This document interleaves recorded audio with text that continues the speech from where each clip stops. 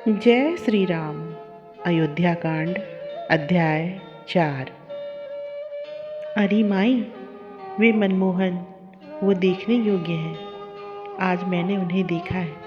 उनकी थोड़ी ही अवस्था है और वे परम सुंदर, सांवले, गोरे, सुंदर नेत्रों वाले, चंद्रमुख बटोही नेत्रों को प्रिय लगने वाले हैं। उनके सिर पर सुंदर पुष्पों के सहित जटाओं का मुकुट है और वैसे ही नवीन पत्तों की खोही है।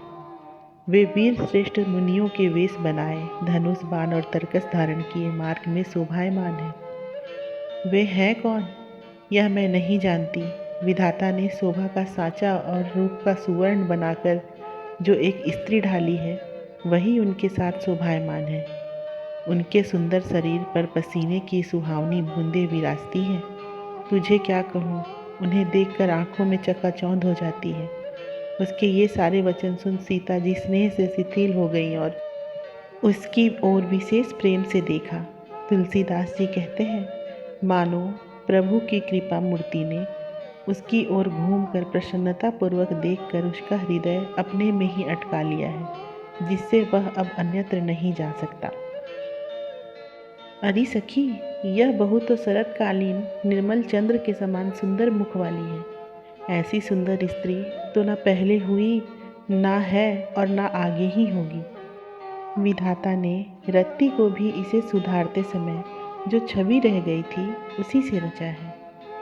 यह इन सांवले गोरे पथिकों के बीच में और भी अधिक शोभायमान होती है, मानो इन तीनों ने मिलकर तीनों लोकों की शोभा लूट ली। तुलसीदास जी कहते हैं, सीता को देखकर स्त्रियां प्रेम के वशीभूत होकर कहती हैं, अरे अपने नेत्र रूप बालकों, यह अमृतमयी घुट्टी पिलाओ। सांवले पथिक पीछे यह अति सुंदरी ललना शोभायमान है। यह बिजली के समान गौर वर्ण है। देखकर सखियां तृण तोड़ती हैं और कहती हैं, इसकी किशोरावस्था तो बीत चुकी है, अब यौवन आने वाला है। इसकी सुंदरता को अच्छी तरह देखकर अपना जन्म सफल समझो। हमारे समान बड़भागिनी स्त्रियां तो स्वर्ग में अथवा पृथ्वी पर कहीं भी नहीं है।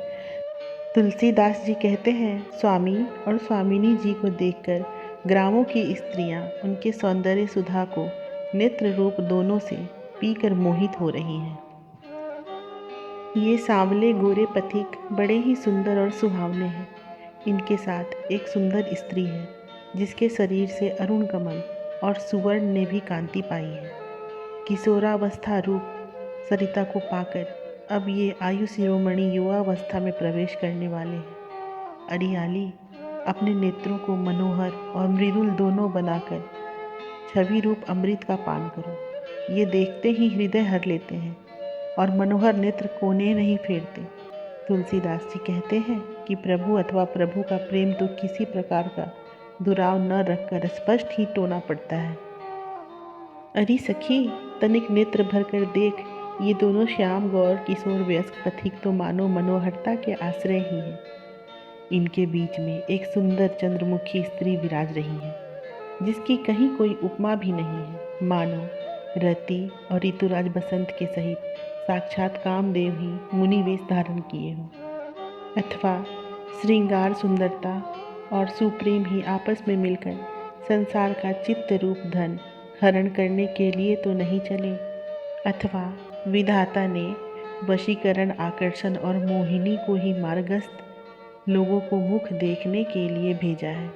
तुलसीदास कहते हैं, ग्राम वधुओं के ये पवित्र सरल स्नेह में सुहावने वचन सुनकर प्रभु एक वृक्ष के नीचे ठहर गए, क्योंकि प्रेम करने पे वे किसके कनौड़े नहीं हो जाते।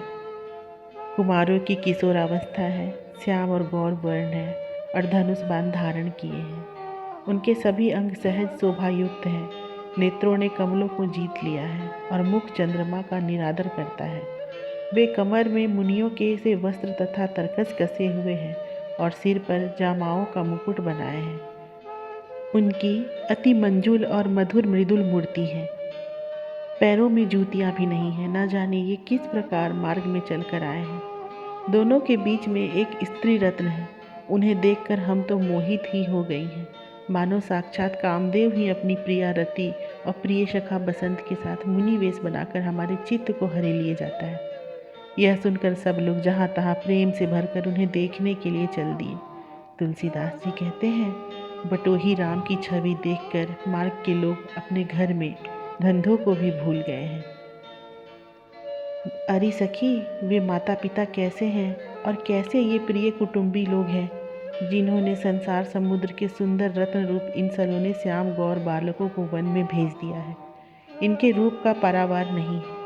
इन मुनि वेशधारी राजकुमारों की सुंदरता देखकर तो कामदेव भी तुच्छ जान पड़ता है। इनके साथ सौंदर्य की मूर्ति जैसी एक चंद्रमुखी बाला है, जिसके नख से लेकर सिक पर्यंत सभी अंग शोभा के आश्रय हैं। इनके कर कमलों में धनुष है और कमर में तीर से भरा तरकस है, तथा इनके चरण शरतकालीन कमल से भी सुंदर है।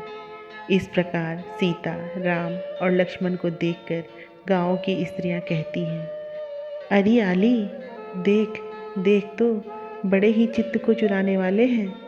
ये तो प्राणों के भी प्राण, जैसे जीवन के भी जीवन, जैसे प्रेम के भी प्रेम, और रंक तथा कृपणों के भी घन जैसे हैं।